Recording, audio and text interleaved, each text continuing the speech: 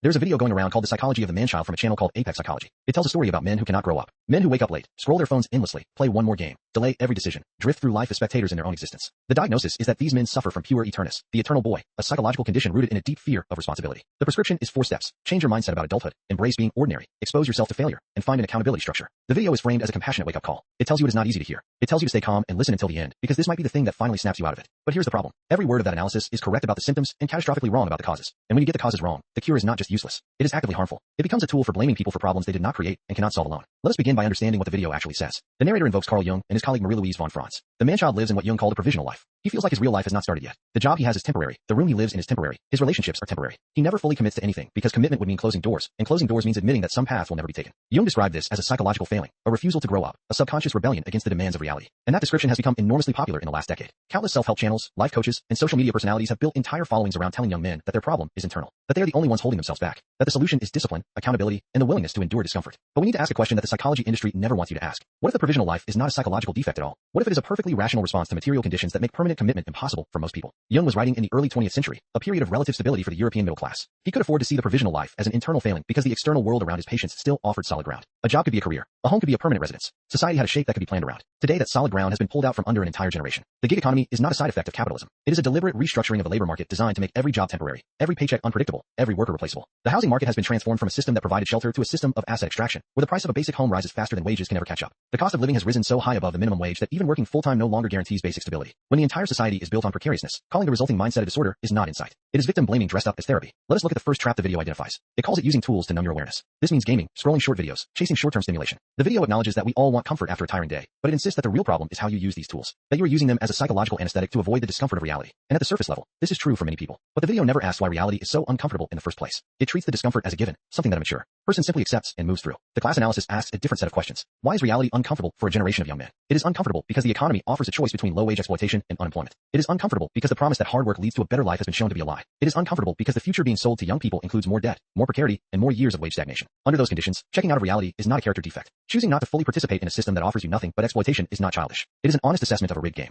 The question the self-help industry refuses to answer is why anyone would enthusiastically embrace a reality that has been designed to use them up and discard them. Trap 2 is the fear of long-term commitment. The video describes men who are enthusiastic at the start of new relationships, but pull away the moment responsibility is demanded. They find small flaws to fixate on. They exaggerate imperfections. They create excuses to escape. And again, this is descriptively accurate for many people. But we have to ask what commitment actually means in the current economic environment. Marriage, home ownership, raising a family. These things used to have a material foundation. A stable industrial job could support a household. A union contract provided security that lasted decades. The arc of a career was predictable enough that you could plan a life around it. Today that material foundation is gone. Young men know intuitively that they cannot provide the stability that previous generations took for granted. They watch their parents struggle with debts that were supposed to be paid off by retirement. They see that home ownership is a distant fantasy for anyone who did not inherit wealth. They understand that starting a family in an economy where both parents must work full-time and childcare costs exceed rent is a path to exhaustion, not fulfillment. So men are not afraid of commitment in the abstract. They are afraid of making promises they cannot keep because the system has destroyed the material basis for keeping them. The pop psychologist will never tell you this because once you admit that commitment requires material conditions, you have stopped doing individual therapy and started talking about class. Trap 3 is described as victim mentality and blaming external circumstances. The video warns that man-children blame the economy, their bosses, the unfairness of society instead of taking responsibility. It gives the example of Peter Pan seeing Captain Hook as the evil enemy and explains that in real life, Captain Hook represents the boss, the rules of society, the ticking clock of time pushing you to grow up. And here is where the class analysis cuts through the fog most clearly. Because blaming the economy for your struggles is not a psychological defense mechanism. It is correct class analysis trying to break through a lifetime of ideological conditioning. Yes, the economy is rigged. Yes, the job market is brutal. Yes, society is deeply unfair to anyone who was not born wealthy. The real trap is not that young men recognize these external forces. The real trap is that they are taught that recognizing them is a sign of weakness, and that the only acceptable mature response is to accept the blame yourself and keep working harder.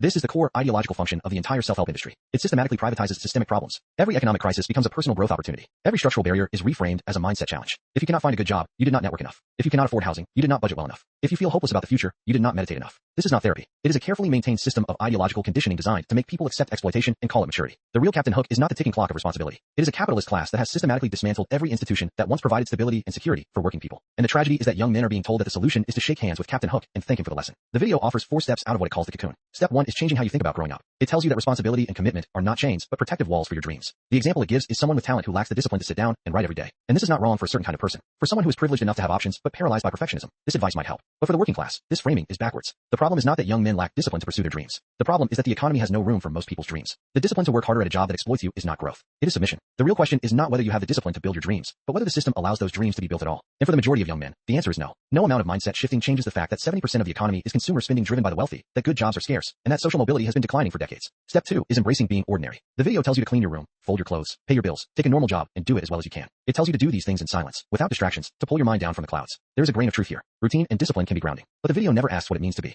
ordinary under capitalism. Being ordinary means working 40 years for wages that never quite cover everything. It means renting forever because owning a home is no longer for ordinary people. It means your labor creates wealth that someone else accumulates while you stay in place. Embracing that ordinariness is not maturity. It is surrender to a system that depends on your acceptance of less than you deserve. The celebration of ordinary work is a way of telling people to stop wanting more. But wanting more is not childish. It is human. The desire for a life of dignity, security, and meaning is not a symptom of the eternal child. It is the foundation of class consciousness. Step 3 is exposure therapy with failure. The video says that because the core fear is not being good enough, you should slowly expose yourself to situations where failure is possible. It recommends finishing a resume and sending it to companies, signing up for a course where you might be clumsy, asking for honest feedback. And the claim is that failure is not as terrifying as you imagine. This might be true for someone with a safety net. But for people who do not have that safety net, failure has real material consequences. Failure means eviction. It means debt collection. It means falling behind in a system that offers no mechanism for catching up. The romanticization of failure is a luxury of the middle class. For the working class, failure is not a learning experience. It is a trap. The problem is not that young men are too afraid to try. It is that they have tried and discovered that the system does not reward effort. It rewards connections, inherited wealth, and luck. Telling someone who has already been failed by the system to try harder and accept more failure is not therapy. It is cruelty disguised as wisdom. Step 4 is finding an outside structure that holds you accountable. The video recommends a mentor, a teacher, a strict boss, or a community of disciplined men. People who are honest enough to call out your excuses. And on the surface, this sounds like good advice. But who has access to these structures and who does not? A mentor is a privilege. A strict boss who genuinely wants you to grow is a rare exception in an economy where management is designed to extract maximum labor for minimum pay. A community of disciplined men sounds wonderful, but most young working class men do not have access to that. They have access to coworkers who are also struggling, social media algorithms designed to radicalize them in the wrong direction, and a culture that mocks male vulnerability. The accountability structure capitalism provides is not a mentor. It is a boss who demands more for less. That is not liberation. It is pressure. And the suggestion that a young man should seek out a strict boss as a path to growth is a suggestion that he should learn to accept authoritarian workplace conditions as character building. So we have identified the core problem. The video accurately describes widespread symptoms among young men, but completely misidentifies the cause. It treats economic precarity as an individual psychological failing. It offers individual solutions to collective problems. And in doing so, it performs a very important ideological function. It keeps people focused on self-improvement when they should be focused on collective action. It transforms anger at an unjust system into guilt and shame about the self. The man-child is not a diagnosis. It is a distraction. Let us also consider why this content is aimed specifically at men. The concept of the man-child is gendered for a reason. Capitalist ideology has historically defined male adulthood through the ability to provide and to perform productive labor. When the economy no longer allows most men to fulfill that role, the ideological apparatus does not respond by questioning the role. It responds by blaming the men who cannot fulfill it. The crisis is defined as a crisis of masculinity rather than a crisis of capitalism. This is extremely convenient for a system that needs to explain away the fact that it has rendered traditional male breadwinning impossible for the majority of workers. By framing the issue as psychological, it turns the anger that could be directed at the system into shame about personal inadequacy. Women face a parallel but different version of this ideological pressure, but the man-child concept specifically targets men because they are the demographic most likely to organize and fight back if they recognize the true source of their condition. Divide and conquer works best when each group believes its suffering is its own fault. Let us now ask the question the video refuses to ask. Why do so many young men feel like their real lives have not started yet? The answer is simple and structural. Capitalism has systematically destroyed the material conditions for a stable adult life. In the decades after the Second World War, the working class in the industrialized world experienced a period of relative stability. Strong unions, regulated markets, progressive taxation, and a social safety net made it possible for a young person to expect a life better than their parents. That era is over. It was dismantled deliberately, piece by piece, starting in the late 1970s and continuing through every administration since. Unions were crushed. Markets were deregulated. Taxes were slashed for the rich. The social safety net was shredded. And the result is a world where the vast majority of young people face a future of precarity no matter how hard they work.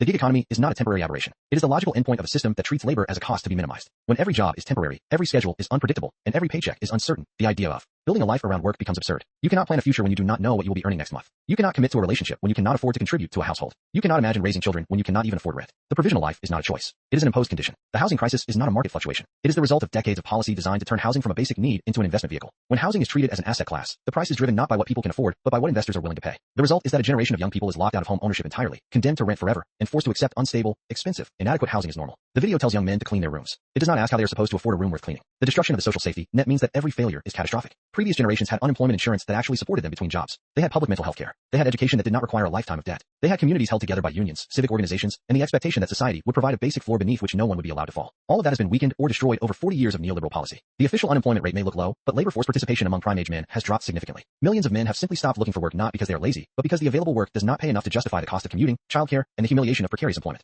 The result is a society where every personal setback becomes a potential crisis from which there is no recovery. And young men are told that their anxiety about this reality is a psychological failing rather than an accurate perception of the risk they face every day. This is where the man-child phenomenon connects directly to class struggle. The provisional life is the condition of the working class under late capitalism, and the psychological effects that the video describes are the symptoms of that condition. Apathy, withdrawal, inability to plan for the future, difficulty forming commitments, escapism into digital worlds. These are not character defects. They are the rational psychological responses to a system that offers no stability, no security, and no hope. And the purpose of the entire self-help industry is to convince people that these symptoms are their own fault, so that they will not recognize the systemic cause. When you recognize the systemic cause, the response changes completely. The question is no longer what is wrong with me. The question is what is wrong with this system, and how do we change it? The energy that was spent on guilt and shame can be redirected into anger and organization. The provisional life is not a personal failing. It is a class condition, and the way out of it is not personal discipline. It is collective action. This is why socialist ideas are spreading so rapidly among young people. Not because of clever propaganda. Because young people are living through the collapse of the capitalist promise and looking for an explanation. The self-help industry offers them shame. Socialism offers them an analysis that matches their experience. The economy really is rigged. The system really is unfair. And the solution really is not to try harder within the existing system, but to build a different one. The data backs this up. Real wages for young men have been stagnant or declining for decades when adjusted for inflation. The share of young men employed in full-time stable jobs has dropped dramatically since the 1970s. Homeownership rates among under 35s have fallen to historic lows. Marriage rates have dropped in tandem with with economic stability, not because young people do not value commitment, but because the material foundation for it has eroded. The suicide rate among young men has risen. The rates of depression and anxiety have climbed. These are not character trends.